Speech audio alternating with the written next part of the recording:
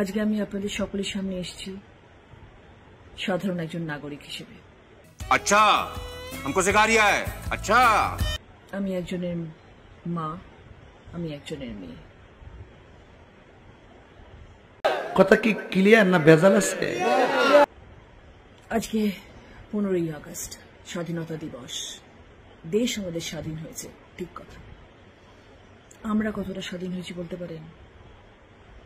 ঠিক বলেছো। সত্যি কি আমরা স্বাধীন হয়েছি? আমরা কি স্বাধীনভাবে ঘুরতে পারছি? সারা ভারতবর্ষের মহিলারা কি আজ স্বাধীনভাবে ঘুরতে পারছে? দিল্লি, মধ্যপ্রদেশ, উত্তরপ্রদেশ, মণিপুর, একটার পর একটা ঘটনা, একটার পর একটা ঘটনা। আমরা মেয়েরা কবে স্বাধীনভাবে ঘুরতে পারবো? এটা সবার আগে প্রশ্ন। এরা কারা? কথা হচ্ছে পশ্চিমবাংলাকে নিয়ে, আরজি কলের কেসকে নিয়ে এরা ভারতবর্ষকে টেনে নিয়ে আসছে। সত্যি মাথায় যে কি আছে ভগবান জানে। কলকাতা শহরের আরজি কলের এই ঘটনা অত্যন্ত নিন্দনীয়। ভাষায় প্রকাশ করা যায় না, মুখে আনা যায় না যা ঘটেছে। আমরা প্রতিবাদের সুর তুলেছি, আমরা আওয়াজ তুলেছি, আমরা রাস্তায় হাঁটছি, আমি আপনাদের সাথে আছি। এই রকম মহিলাদের আওয়াজ আমার মনে হয় না ভারতবর্ষের আগে কোথাও উঠেছে। সাবাস সেই জন্য। আপনার নিজের বক্তব্যই প্রমাণ করে দিচ্ছে যে ওয়েস্ট বেঙ্গলেই একমাত্র রাজ্য যেই রাজ্যে মহিলাদের বিরুদ্ধে যে ধরনের অপমান অপদস্থ হচ্ছে, সে তার বিরুদ্ধে সবথেকে বড় আওয়াজ হয়েছে। এর থেকে আর কি প্রমাণ চাই? নিজেরাই তো নিজেদের দোষ স্বীকার করছেন।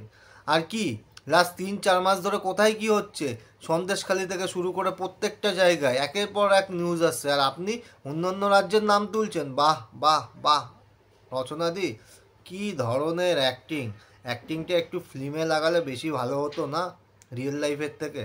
ঝুলতে ঝুলতে ফেরে, কেউ শাটল ট্যাক্সি করে ফেরে, কেউ অটো করে ফেরে। বাহ, কেউ ঝুলতে ঝুলতে ফেরে। ভাই ঝুলতে ঝুলতে ফেরা এটা আবার কি? মানে একটা লিমিট থাকে বস।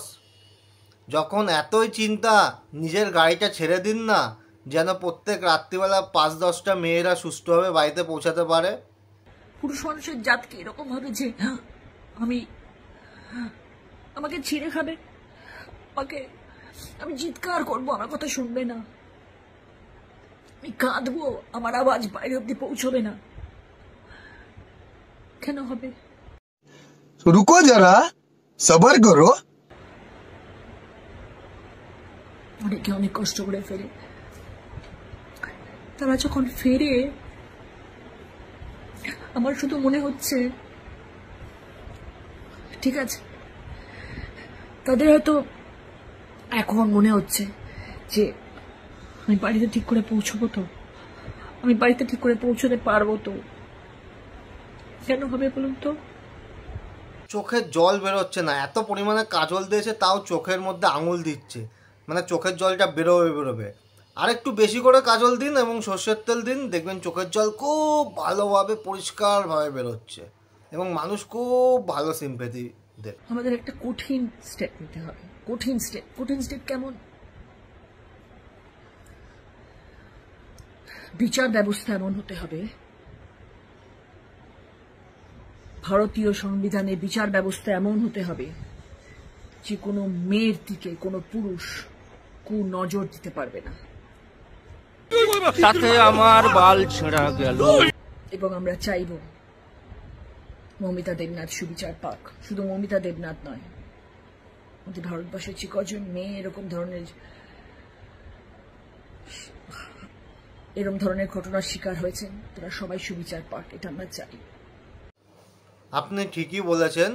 সেটা হলো দেশের জন্য না, প্রথমত রাজ্যে এমন একটা কড়া আইন হোক এবং পুলিশগুলো যদি একটু সঠিকভাবে নিজেদের কাজগুলোকে যদি গুরুত্বপূর্ণভাবে করে থাকে, ঠিক আছে, এবং সঠিকভাবে যদি প্রশাসনকে চালায়, তাহলে আমার তো মনে হয় না যে ওয়েস্ট বেঙ্গলে কোনো মানুষ, সেটা মেয়ে হোক ছেলে হোক, কারোর কোনো প্রবলেম হবে। আর দ্বিতীয়ত কথা, রাজ্যের যে শাসক দল মানে আপনারাই যদি একটু নিজেরা যদি কঠোরভাবে যদি রাজ্যের পুলিশকে যদি ব্যবহার করেন, তাহলে এরকম ঘটনা আমার মনে হয় না আর ঘটবে।